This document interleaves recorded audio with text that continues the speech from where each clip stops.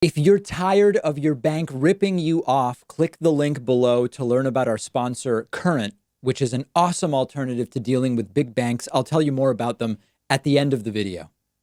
So let's now talk about the embrace of let 'em die by the Republican Party. Lieutenant Governor Dan Patrick of Texas, a Republican, of course, he's scaling up his war on common sense and his war on responsibility. He now says, hey, listen, with this coronavirus thing and, opening the country, there are more important things than living. To which I would say, for who? Here he is on Tucker Carlson's program last night, I believe it was. But let's face reality of where we are. In Texas, we have 29 million people. We've lost 495, and every life is valuable. But 500 people out of 29 million, and we're locked down, and we're crushing the average worker. We're crushing small business. We're crushing the markets. We're crushing this country. And what I said when I was with you that night, there are more important things than living. And that's saving this country for my children and my grandchildren, and saving this country for all of us. And I don't want to die. Nobody wants to die. But man, we got to take some risk and get back in the game and get this country back up and running. So as he refers to there, he did previously say he'd be willing to sacrifice himself for the economy. And like I said before, that's fine if he wants to sacrifice himself, but it's not up to him to sacrifice other people for what he sees as saving the economy. Usually when they say save the economy, they really just mean the stock market.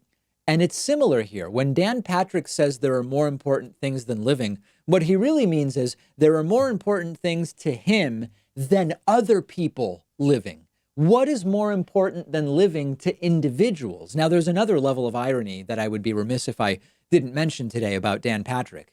We can't ignore Dan Patrick's position on abortion if we are going to seriously analyze what he is saying about coronavirus. Dan Patrick says in the context of opening barbershops, there are more important things than living. We've got to get the barbershop open. Living is less important. But when it comes to abortion, Dan Patrick believes ending a pregnancy at 8 weeks, when you're talking about a clump of cells, that's murder. He campaigned on ending abortion, and then he flippantly says, if a few tens of thousands of grandparents have to die, maybe even hundreds of thousands, for the stock market, there are more important things than living. But if a clump of cells at 8 weeks exists, it must be protected, as if it were the Secret Service protecting the life of a president. The guy's a hypocrite. He doesn't appear to be a particularly good person either. And once again, with the religious right, there is nothing more important than people until they are born, at which point it's okay to go without health insurance. It's okay to go without food. It's okay to go without education, because we've got to prop up the profits of all of these industries. They don't care if you have to die to save the Dow from dropping 3 extra points. But if you want to have an abortion, they decide, not the women and the people that would be part of those individual decisions between patients and doctors. This is what's so difficult about fighting this. They have the wrong moral code. They're wrong on the facts, and they don't care. It's very difficult to fight against people who share those characteristics. How do you fight someone whose entire frame of reference and factual basis is not only incoherent, it's wrong, and it indicates that they are not empathetic people? It's very, very difficult. The only real way to fight them is overwhelm them with votes at the ballot box in November. As we've been speaking about yesterday and today during the interview segment with Rachel Bidikofer, convincing people to change their mind is not an effective way to win elections. It's particularly ineffective when their moral code seems to be fundamentally malfunctioning. To them, it seems to work, but to us, it seems to be fundamentally malfunctioning.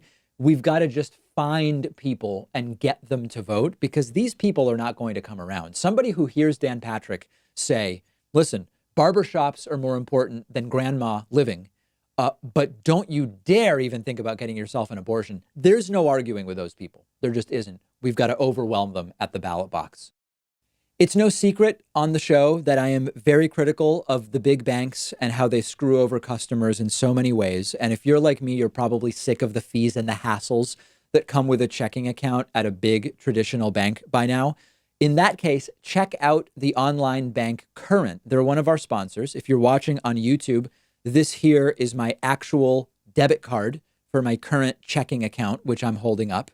With Current, you've got no minimum balance, no overdraft fees up to $100, no ATM fees. You can use over 55,000 ATMs nationwide.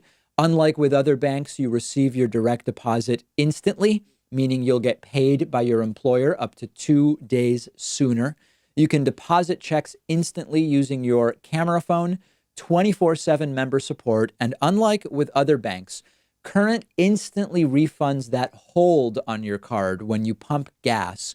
You can pause your debit card instantly, which is really useful. There are just so many different advantages to ditching the big banks and instead use a bank that puts their members first.